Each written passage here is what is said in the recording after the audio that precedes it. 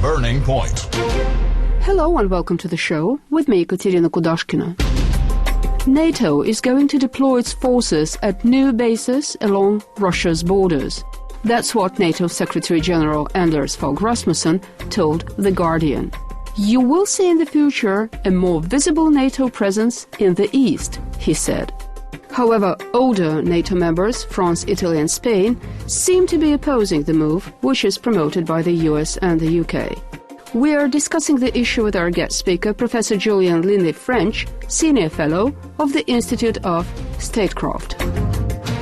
Given events in Ukraine, most people in Europe regard this as being an aspect of Russian aggression. Because of that, there is a widespread view that all NATO members, that's all NATO members, these are free sovereign states who've chosen their allegiances and their alliances.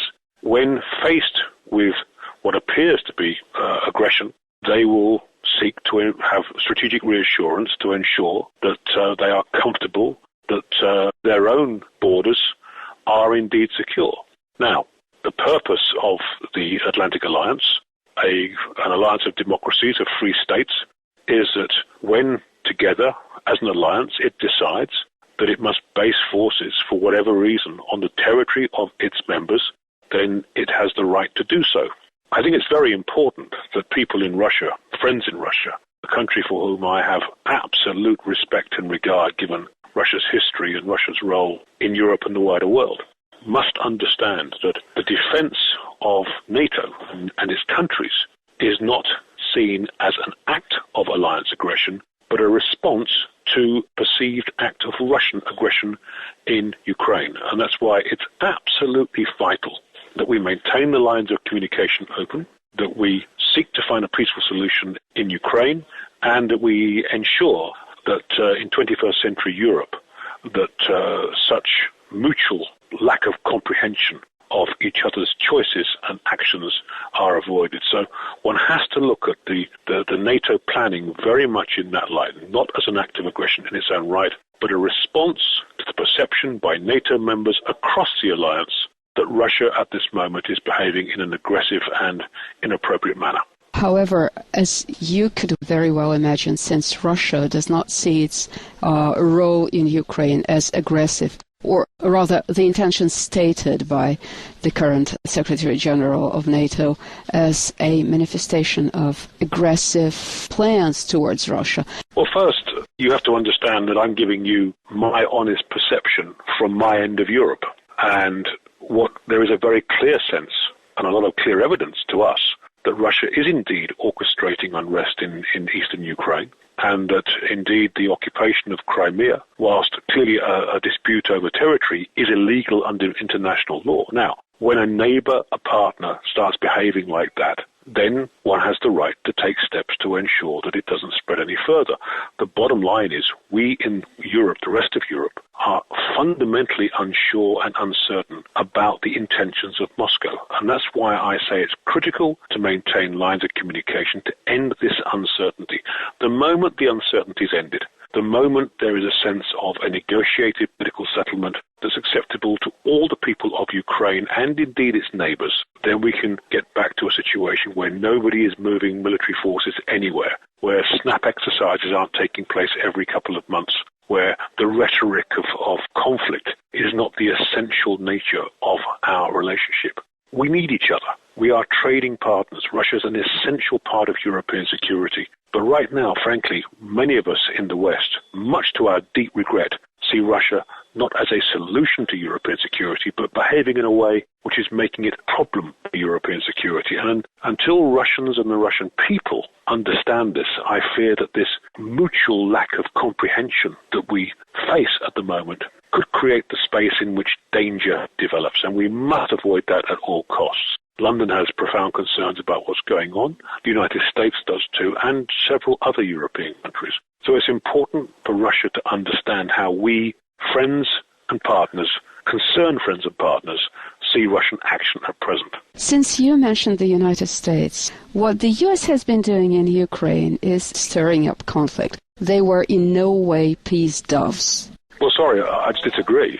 I don't see evidence of United States troops on Ukrainian soil. I don't see evidence of attempts by the United States to destabilize Ukraine. The essential concern, as I understand it from Moscow, is that it is the encroachment of the European Union that is of concern to Moscow, not the United States. So you'd have to give me the evidence that you suggest, because from my point of view, I simply do not see the United States acting in the aggressive way that you suggest. But how about Mr. McCain and Ms. Nuland coming over to Kiev to side with the opposition? Well, the United States is going to make its position clear on how it regards the political development of Ukraine, as is Moscow. And Moscow has as much right as Washington to make clear its views about the future orientation of Ukraine and the nature of the choices Ukraine makes.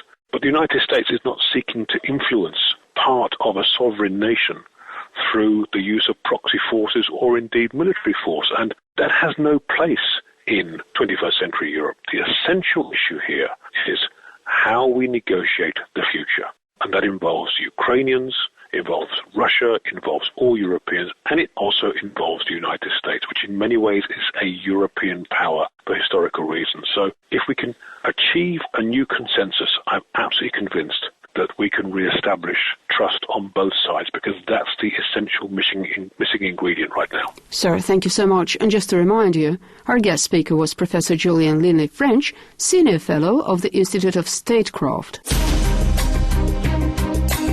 This is Burning Point. We're discussing NATO enlargement to the east. And now we are joined by our next guest speaker, Dr. Reiner Braun, Executive Director of the International Association of Lawyers Against Nuclear Arms and co-president of International Peace Bureau, coming to us from Germany. The NATO was looking since 1991 for arguments to going to the east, and always the argument was Russia. So this is not a new argument. The only new point is that Rasmussen is doing with a very aggressive voice. And the good point is that his career is coming to the end in the NATO, and we will see how his follower will work.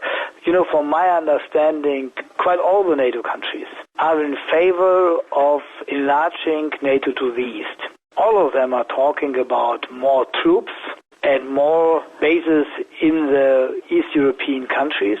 The question is only tactical question. Some only say, okay, they don't want to have a permanent destination of the troops, but from time to time, and then they are talking about not permanent bases, but only bases for training. You know, all these things are stupid. The point is that NATO has not learned any lessons from her politics through the last 20 years, which are the background for me for the crisis in the Ukraine, and want to continue going to the east, want to surround Russia. And I think for the peace movement, this is not acceptable. Our old position is that with the end of the Warsaw Pact countries, or with the Warsaw Pact, time is ready to end NATO, and I think we should continue doing this. And with our actions in Wales at the NATO summit, we will underline our position to that. But from my previous conversations with Western experts, I got an impression that the most widespread opinion across Western Europe is that Russia does present a threat. You know, this was the story since 1945. And how you can do when you believe that's a threat, what you can do, you can try to enlarge the contacts, you can try to enlarge the economic relations, you can try to enlarge the political, social, and societal relations to these countries which you are believing is doing a threat. You know, the politics of the common security, which was the politics of Willy Brandt, Egon Bahr, and Mikhail Gorbachev, said you have to look for the interests of the other side and for your own interests and have to find common points. And that, I think, is what we have to do now, and what we have to come back. It is never possible that only one side said that they dictate the political acceptance. Then it works like it is now. We have the confrontation between East and West, and we have to overcome this. I can understand when Russia is saying there's a threat from the Western countries. They are coming nearer to Russian border. And I can also understand by historical points the threat believed from the Baltic countries and maybe from Poland. But when you do have these feelings, the people and the government have to sit together and have to negotiate what are their common points and what are their common interests, but never enlarge their military purposes. This will not help. Now, I've also been told that U.S. never planned to influence neither party. Is it really the most widespread opinion in Europe? When a responsible lady in the foreign ministry of the U.S.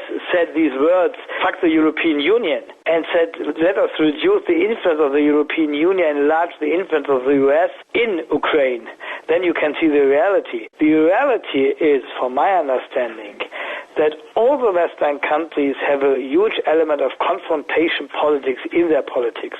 But the real confrontation politics, the header of the confrontation politics, is the United States. They tried to circulate Russia. They were always trying to enlarge Russia and China, once in Europe, the other in East Asia. And Ukraine is a very important point to come so near as possible to the Russian border. You know, I can't believe that anyone in Europe is believing that the U.S. is not trying to use all their political influence, including the $5 billion what they are spending for the so-called civil society in Ukraine, for getting support from them. So U.S. is a big part of the problem, and when we can reduce the influence of the United States in Ukraine by enlarging the influence of the OSCE, this could be a step forward. But, I never believe that the U.S. is not trying everything to enlarge their influence in the east part of Europe. Do I get it right that to be adopted, this strategy needs to be approved by all NATO members? And how real is the prospect of its being adopted at the Wales summit? This is question number one. And the second question to you as an expert, given the current state of discourse, do you think that there are chances that we could resume dialogue? The answer to the first point, I cannot say in which words the general lines will be adopted, but I'm quite sure that in the main sense it will be responsible for the crisis is Russia. Second, we have to enlarge our influence in East Europe by enlarging our troops, maneuvers and bases. Third, we need a higher amount of financial resources for NATO. These will be the results, and this will be supported by all the NATO countries. Maybe it will be a little bit more in general, but this is the real consequences and decisions of the NATO summit. I'm quite clear of it. It is correct that every country has one vote. But, in reality, the vote of Luxembourg is not so strong like the vote of the United States. So it will be dominated by the main NATO countries. And all of them are more or less in favor of this. Maybe they will make some nice words saying we want to talk, but the reality is that they will adopt a resolution which will enlarge the military position, the military influence in the NATO politics. Second, there is no alternative for dialogue. The problem is how long it needs bis everyone will accept that, and how many people will be killed till to that time, and how many people have to suffer till the dialogue will come back to the agenda. From my understanding, the Ukraine crisis can only be solved first by ceasefire and then by dialogue. But dialogue includes all, including parties in the conflicts. You cannot have a dialogue without all the different players in these fields. I think we will come back to that, but, I'm not so sure, not so positive it will be happening so quick, so we will see. But, this is the same like the politics in the 70s, till we are coming to the politics of common security in the middle and the end of the 80s. It also needs 20 or 25 years till we had the breakthrough for such a politics. And I hope that it will not take so long as it was taken at that time, but definitely it will take some time. And what we need for that, from my understanding, is the pressure of the peaceful people in the world, in the different countries. And in Germany, 70% want to have good relations to Russia.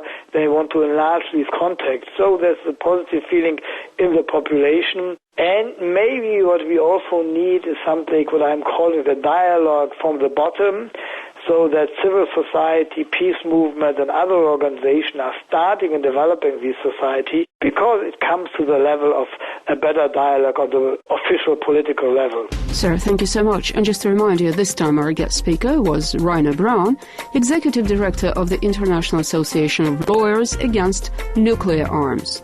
And now we end this edition of Burning Point, brought to you by me, Ekaterina Kudashkina. Thank you so much for staying with us. Goodbye and take care.